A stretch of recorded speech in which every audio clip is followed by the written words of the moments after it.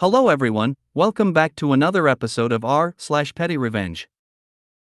In today's episode, they were bullies, I expelled them from school. Got neighbor evicted over parking spot. Pain the butt coworker hoarding vacation. Before we get started, make sure to subscribe so you will never miss a video. So let's get started. They were bullies, I expelled them from school.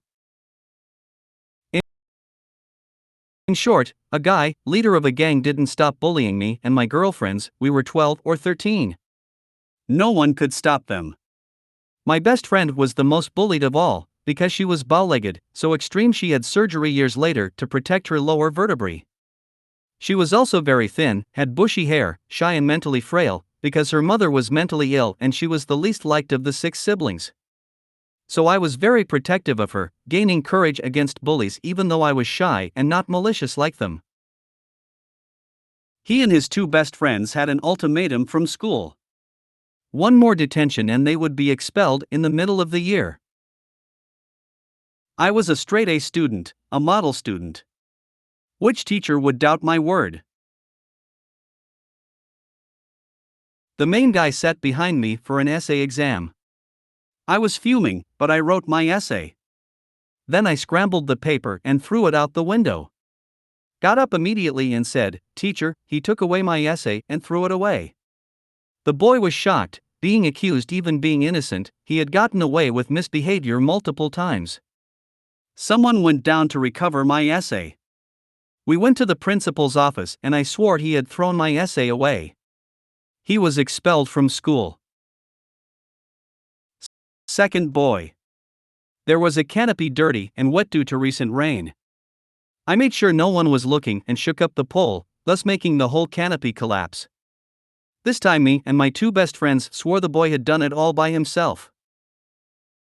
The third boy, his parents called to apologize to me and my friends. The boy was crying in the back. She said she took his TV's privileges and vacation and that it would never happen again.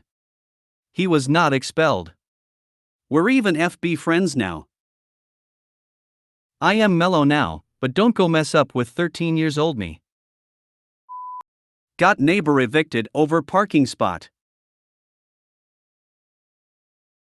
I live in a small complex with a communal parking lot, no reserved spaces. On my wife's birthday, she invited a friend over to go out celebrating. When her friend showed up, there happened to be a tree that had fallen in the lot and blocked half of it off while it was being cleared. The only spot she could get to was one of the 2 disabled spots in the lot. Not a problem, since she had a valid handicap tag, which was displayed. She asked when she came in if it was okay for her to park there, and I said it was fine since she was legally allowed to, and the only person in the complex to use the spots could park in the next spot. We got ready to go out, and when I went to get my car, I noticed the car that usually parked in the disabled spot had parked directly behind our friend, blocking her in, and left the other disabled spot empty. I told the apartment manager to please have her move her car by morning. We went out for a nice night of clubbing and got home at 3 a.m.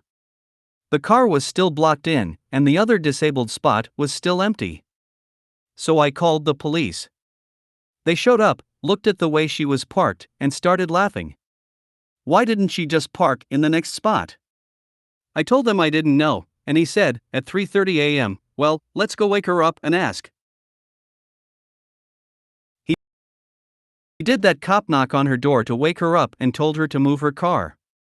She began yelling at him, "That's my spot, and I'm teaching someone a lesson." He explained to her that it is not her personal spot, and there was another one right next to it, even closer to her door. He told her to move the car immediately, and to think about what she was going to say next, because she was close to going to jail. She moved the car and never spoke to me again. But she had also yelled at the apartment manager when he asked her to move it. Turns out she was behind in her rent, so they started eviction proceedings. Manager then paid me $150 to take her boxed up stuff and throw it in building's dirty basement. Pain the butt coworker hoarding vacation. So A few years ago, I had this coworker that was always late with her paperwork. We have hard deadlines for a reason. Not only was she late with paperwork, she was unpleasant to be around. She dressed totally inappropriate for a business casual office and her work was fairly subpar. I honestly have no clue how she landed the job. So fast forward to the month before Christmas, she kept taking time off without pay or going through proper procedure to take time off without pay. Although I kept telling her to use her vacation time, she refused to use it as she wanted to save it to be guaranteed time off later. So my petty revenge?